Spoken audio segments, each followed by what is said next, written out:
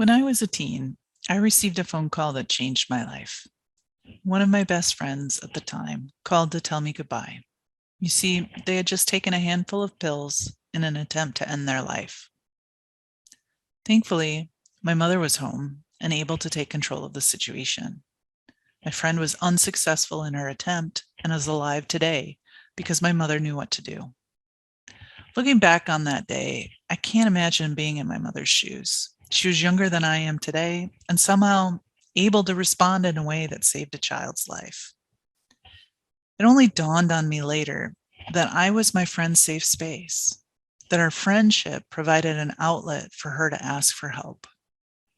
You see, I grew up in the 80s, and mental health was not a subject that was discussed around the dinner table.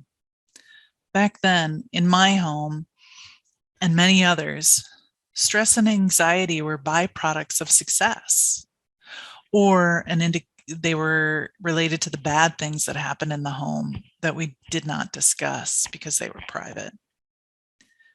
When I hear the conversations that my students are having today, I realize just how far we've come as a society in regards to mental health. My name is Leah Rathbun. I'm an assistant professor at North Carolina State University. I've been here for 2 years and teach undergraduate courses focused on forced menstruation, both in the classroom and in the field, and graduate courses focused on data analyses and natural resources. Throughout my career, I've taught a myriad of classes focused on sampling design methodologies, field techniques, and statistical analysis to both students and professionals.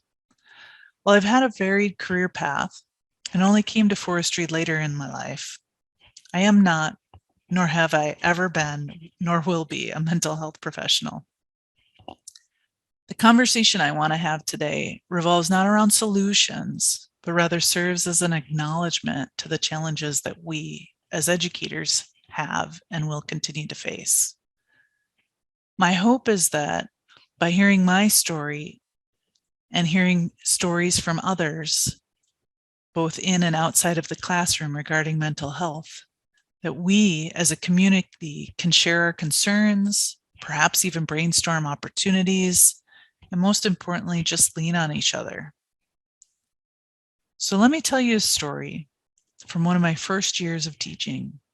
We need to go back about 10 years. I'd recently graduated and was working part-time as a lecturer for a major university.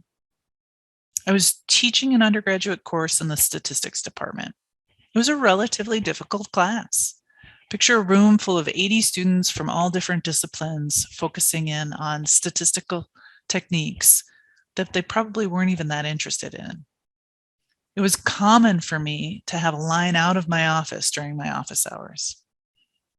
On one particular day, I had a group of students in my office who were struggling with the homework. And as I walked them through the problems, I noticed a young man sitting in the corner, disengaged. He looked distraught and almost as if he were about to cry. As the room cleared out, this young man stayed behind, and he asked to speak with me. He was wondering if he could get an extension on the homework assignment. As he began to speak, the tears started to flow. It turned out his best friend had just lost his life to suicide, and this young man had never had to deal with death before. He was lucky enough that all his grandparents were still alive at that time. So the first person in his life to die was his best friend. I had a young man in distress standing in front of me asking for help. The only thing I had to fall back on was my compassion, my empathy, and my personal experience. I began by asking about his support system. How far away were his parents? Who did he live with? And did he feel comfortable talking to his roommates about this? Thankfully, his parents were close by, and his roommates, while they didn't understand, they were supportive.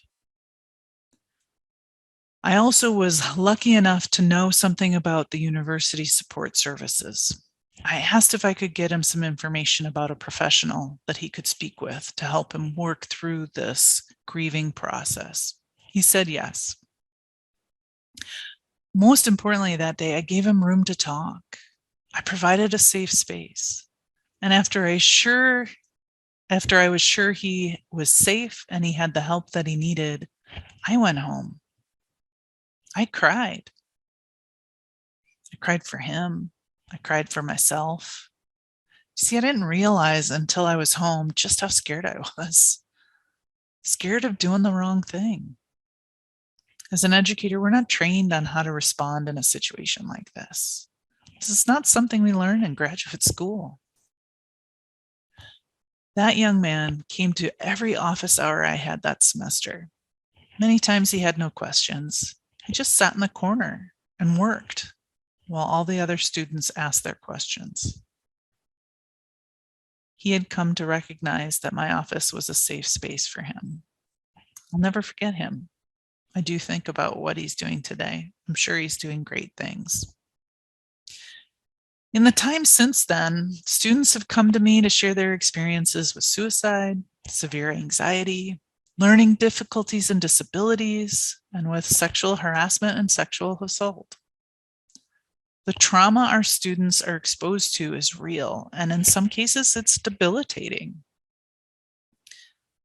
Many students are thankfully seeking the help that they need, but our support systems on campus are strained. And I've heard from students that they sometimes have to wait up to a month to speak to a professional. One student even expressed their frustration with seeking professional help outside of the university system, only to discover that the need to share those medical records within the system in order to get the disability services that they required was an overwhelming process. Our systems have become strained. So where does that leave us? Where does that leave the student? Well, the good news, I think, is that our students are so much better in tune with their mental health needs, and they're quicker to seek help, at least compared to when I was younger. The challenge is sometimes they seek the help from us. And it's in that moment that we get to decide how to respond. For every story that's shared with me, I'm grateful. Grateful that a student felt comfortable enough to share it with me. But I'm also mindful of how hearing these stories affect me personally. This last year has made me realize that many of us have had to take on this burden. Many of us are the safe space for our students. My hope is that collectively, we can share this burden by telling our stories to each other, and that in doing so, we realize we're not alone. Thank you for listening, and I hope you will reach out to share your experiences with me. I look forward to hearing from you.